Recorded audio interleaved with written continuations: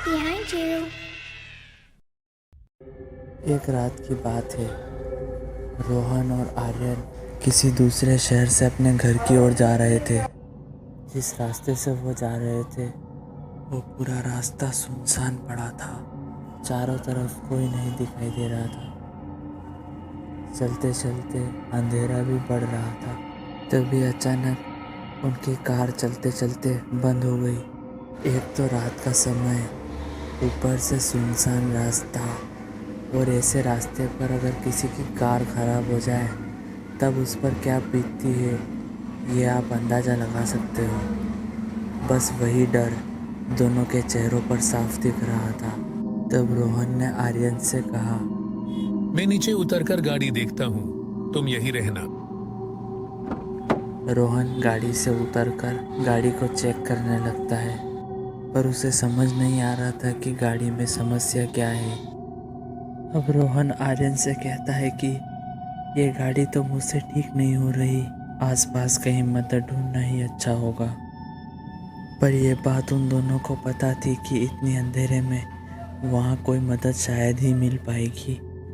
पर वह वहाँ मदद ढूंढने के अलावा और कुछ कर भी नहीं सकते थे। अभी वो कार से कुछ दूरी तक चले ही थे कि अचानक आर्यन को कार के पास कुछ आवाज़ सुनाई दी। उसने तुरंत पीछे मुड़कर देखा, पर वहाँ कोई नहीं था। थोड़ी ही देर बाद रोहन को भी एक ऐसी ही आवाज़ सुनाई दी जिसमें ऐसा लग रहा था जैसे किसी ने कार का दरवाज़ा खोलकर ज़ोर से बंद किया हो। दोनों ने पीछे मुड़कर देखा, पर वहाँ ऐसा कुछ भी नहीं था।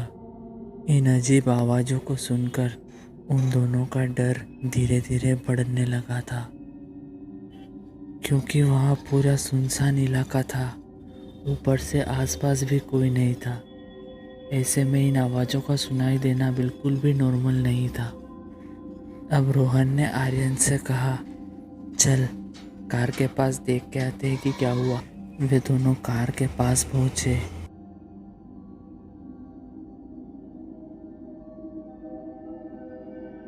पर वहाँ भी उन्हें कुछ भी नहीं दिखा।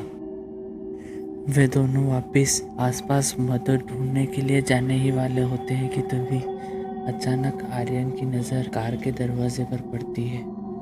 जैसे ही वो कार के दरवाजे पर देखता है वो बहुत ज़ोर से डर जाता है, क्योंकि उस कार के दरवाजे पर किसी के हाथ का निशान था।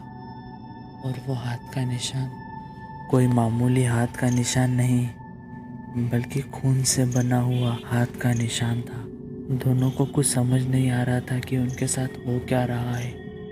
वो दोनों वहाँ रुक भी नहीं सकते थे और वहाँ से कहीं भाग भी नहीं सकते थे। जैसे तैसे रोहन ने आर्यन को शांत किया। वे दोनों कार में आकर बैठ गए। अभी कुछ ही देर हुई थी कि अचानक पीछे से किसी के चलने की आवाज़ें आने लगी, किसी के पैरों की आवाज़ें।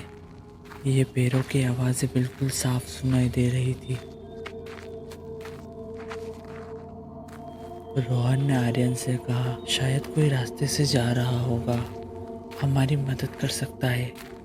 यह कहकर वह कार से बाहर निकल गया।